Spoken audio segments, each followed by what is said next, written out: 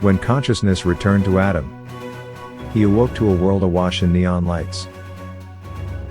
He found himself on a stage, the center of a grand spectacle. Before him stood Jake, the man he had long mourned as a fallen comrade. Now, under the glaring lights and expectant eyes of an unknown audience, Adam had to quickly reassess everything he thought he knew about his past and his friend.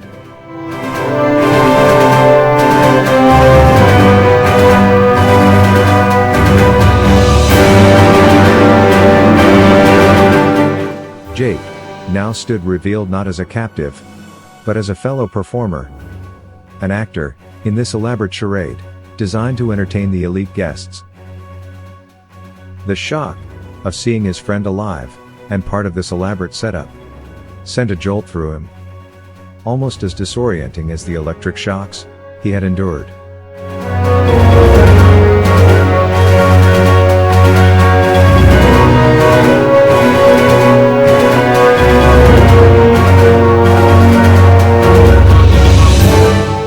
The seasoned veteran found himself in a position of forced vulnerability, kneeling on the stage floor.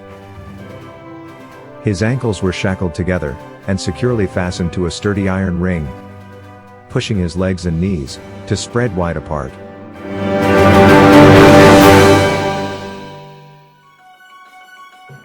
Behind him, his arms were bound tightly, the chains cold and unyielding against his skin. This restrictive pose not only immobilized him, but also exposed him to the scrutinizing gaze of the audience.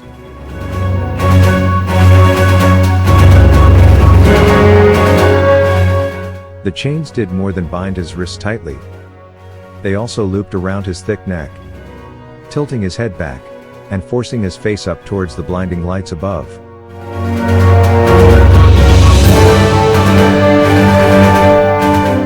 This pose was deliberately designed to display his strength even in captivity, with each contour of his well-defined muscles illuminated under the harsh lighting.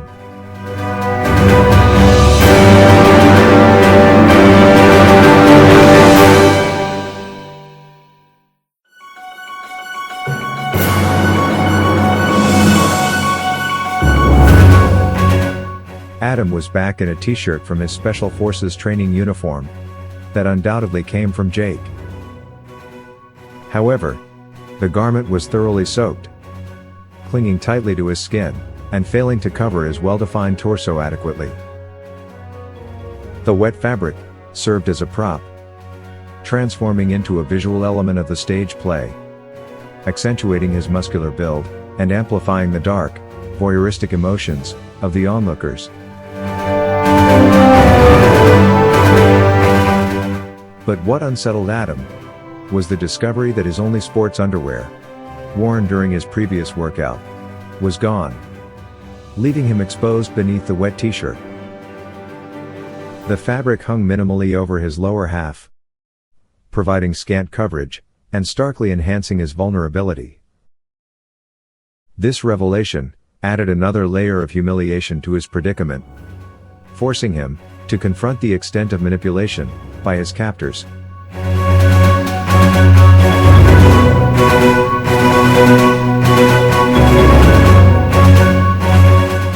Gentlemen, the moment you've all been waiting for, Jake announced to the audience with a theatrical flourish, his voice echoing through the hall.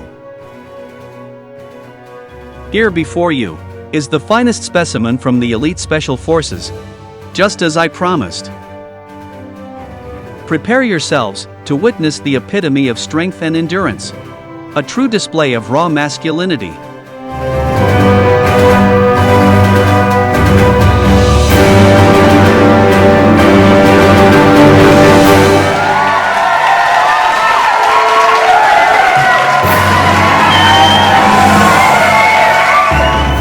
The phrase, Just as I promised, struck Adam to his core.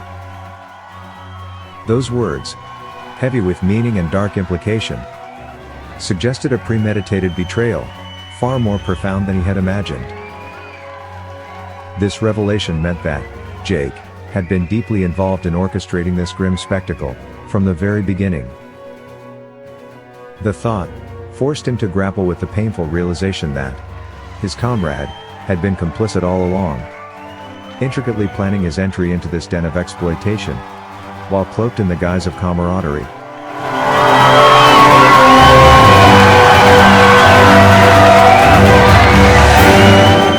As the crowd's cheers filled the air, Jake leaned, his grip tightening on the neck of Adam's shirt. He whispered, "Hi, pal. Long time no see." His voice barely audible above the roar of the audience. The casual greeting belied the tension in his hand, poised to tear the fabric, signaling the next phase of the degrading spectacle.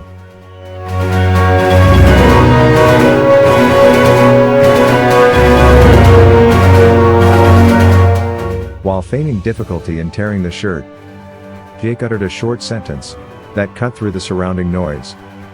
"Don't think it's just me. It's our bosses." This revelation delivered another shocking blow to Adam, peeling back another layer of betrayal. Jake's words suggested the involvement of a higher authority, indicating that their former leader was also complicit in orchestrating this grim scenario.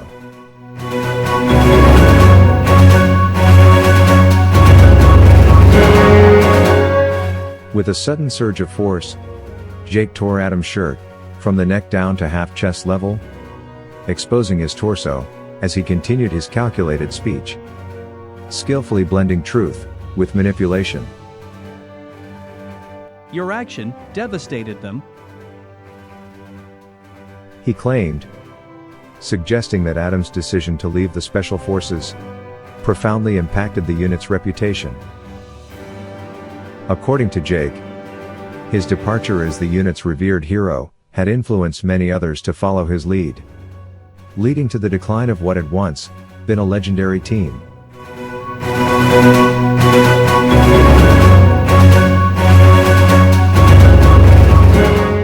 Finally, with a definitive motion, Jake tore the shirt completely, the tattered remnants dangling from his hand as he concluded his revelations. "So, they didn't need to think twice when this man made a deal." Jake emphasized, his voice laden with implication. The stress on those words highlighted the gravity of the situation and the impending escalation of the show.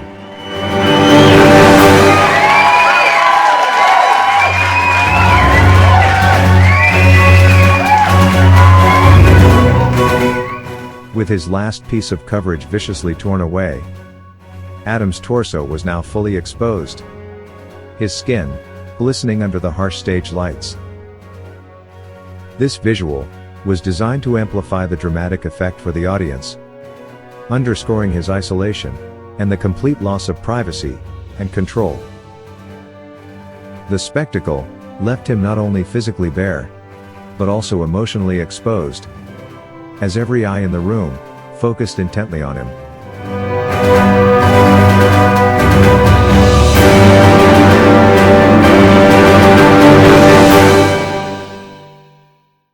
As the full weight of Jake's claims settled upon him, Adam's emotions churned. Anger flared hot and bright against the backdrop of betrayal, mingling with deep-seated hate for the machinations that had ensnared him.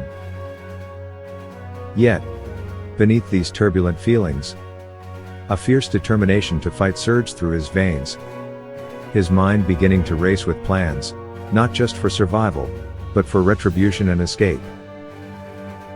However, his thoughts were suddenly interrupted when a figure emerged from the shadows, casting a long, ominous silhouette across the stage, hinting at new developments in this nightmarish spectacle.